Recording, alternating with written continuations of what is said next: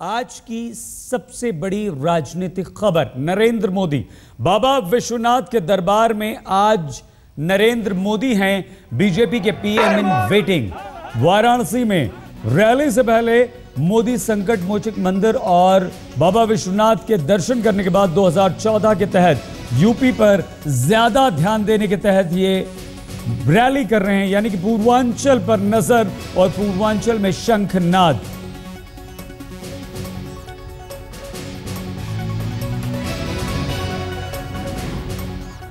UP BJP के सह प्रभारी रामेश्वर चौरसिया नरेंद्र मोदी की इस रैली के बारे में क्या कहते हैं, सुनिए। है कि वाराणसी की जो रैली है वो 14 लोकसभा की रैली हो रही है। अब तक रैलियां जो हुई है कोई 4, कोई 6, कोई 8 लोकसभा की हुई है।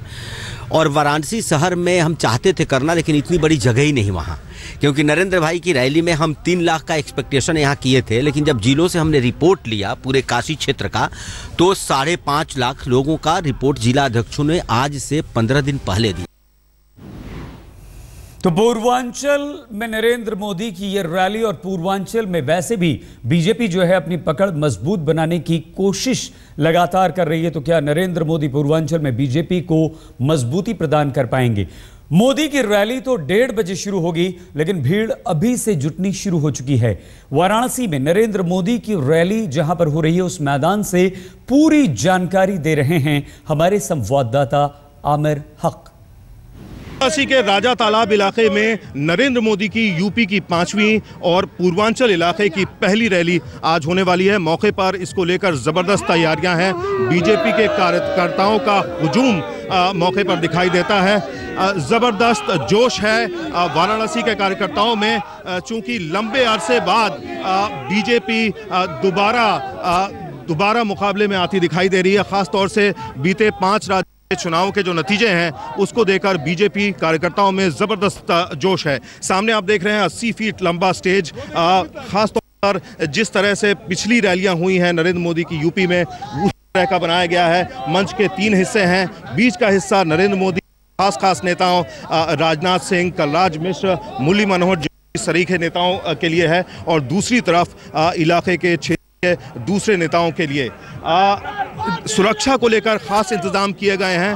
बैरिकेडिंग और आने जाने वालों की तलाशी को लेकर खास तौर पर पुलिस मुस्तैद दिखाई देती है। खासतौर पर जिस तरह का थ्रेट परसेप्शन इन दिनों बना हुआ था मोदी को लेकर। हमारे साथ बीजेपी के प्रवक्ता हैं चंद्रमोहन जी। चंद्रमोहन जी, इस बार की रैली में क्या देखते हैं आप, खास मुद्दे हैं जिन पर नरेंद्र मोदी बोलेंगे?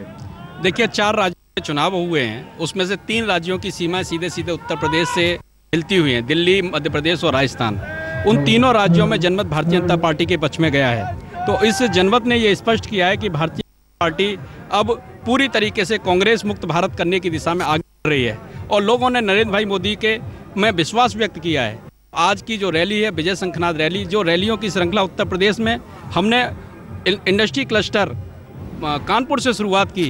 आज हम जब पूर्वांचल की धरती पर खड़े हैं, जो आज यहाँ के राजनीतिक दलों के कारण, सपा बसपा और कांग्रेस के कारण पिछड़ेपन का शिकार हुई है, और बाबा विश्वनाथ की नगरी से जो आज नरेंद्र भाई मोदी शंखनाद करने जा रहे हैं, वो शंखनाद आम आदमी से लेकर खास आदमी तक परिवर्तन का वाहक बनेगा, उसका गवाह बनेगा ये मैदान। तो आज खास बात एक ये भी है कि काशी विश्वनाथ मंदिर और संकट मोचन मंदिर दोनों जगह दर्शन करके नरेंद्र मोदी आएंगे, और उसके बाद इस विजय शंखनाद रैली को संबोधित करेंगे।